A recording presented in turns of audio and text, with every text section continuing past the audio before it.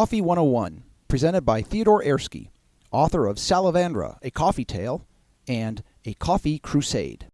Coffee is a shrub-like plant native to Ethiopia and now grown around the world, always within the tropics. The tropics constitute that belt of the earth south of the Tropic of Cancer and north of the Tropic of Capricorn. Of the hundreds of species of coffee, only one, Arabica, is primarily used in the specialty coffee trade. Coffee grows on trees, usually in clusters of between 10 and 50 beans. As the beans grow and ripen, they transition from a waxy green hue into a deep cherry red. Indeed, ripe coffee beans are often called cherries because of the obvious resemblance. Notice that one cluster may contain both green, unripe coffee cherries, as well as red, ripe ones. The highest quality coffee is always hand-picked. Harvesters select only the red, ripe beans, while leaving the green ones to ripen at a later time. Selecting only the red beans to harvest is time and energy intensive. People must return to the same coffee tree time and time again to capture only the ripe beans during any harvest season. This produces the highest quality coffee and is in stark contrast to the large-scale, mechanized harvesting practices where all manner of beans are harvested at the same time. Each coffee cherry contains 2 coffee beans. Notice that when the red outer layer is peeled away, a sticky and translucent inner coating covers each bean. These layers are removed during processing. The technique called wet processing strips the bean's outer layers by various pulping and soaking methods. Beans are then laid out on large concrete patios and frequently raked in order to dry in the sun to about 12% moisture content. Following drying, the coffee's third and final outer layer needs to be milled away. This is a delicate, parchment-like coating that easily peels off the dried coffee bean.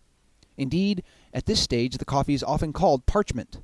You may also hear it referred to as pergamino. Finally, the coffee is ready for polishing and sorting. Polishing improves the appearance, while sorting establishes various grades, as well as removing any broken or ill-formed beans. Notice that the beans are small and green. This is what all coffee looks like before it's roasted. Brazil produces by far the most coffee in the world, and has done so since the late 19th century. The city of Sao Paulo, located in Brazil's southeast, where most of the country's coffee is grown, was initially built primarily from coffee profits. Coffee is mostly grown on a large scale in Brazil, where uniform rows of coffee trees stand in the full sun and facilitate mechanized cultivation and harvesting. This type of monoculture maximizes economies of scale, but has environmental and quality challenges yet to be overcome. Vietnam is another major coffee producer, having burst onto the production scene at the beginning of the 21st century. With market reforms and aggressive state-initiated cultivation in the central highland provinces, this country quickly overtook Colombia as the second most productive coffee producer in the world. Challenges facing Vietnam include land use conflicts as well as bean quality improvements. Colombia is best known for its iconic coffee farmer, Juan Valdez, a marketing tool created by the National Coffee Growers Federation in 1959. Colombian coffee is grown in the west and northwest on thousands of small-scale, family-run farms scattered throughout the mountainous region. Colombian coffee is well known for its reliable consistency because the beans are meticulously sorted and blended before export. The remarkable coffee plant is native to Ethiopia, and the country continues to cultivate and export extremely fine world-class beans. Regions of coffee production are often used to denote coffees, such as Yirgacheffe or Sidamo, 2 of the country's highest prized coffees.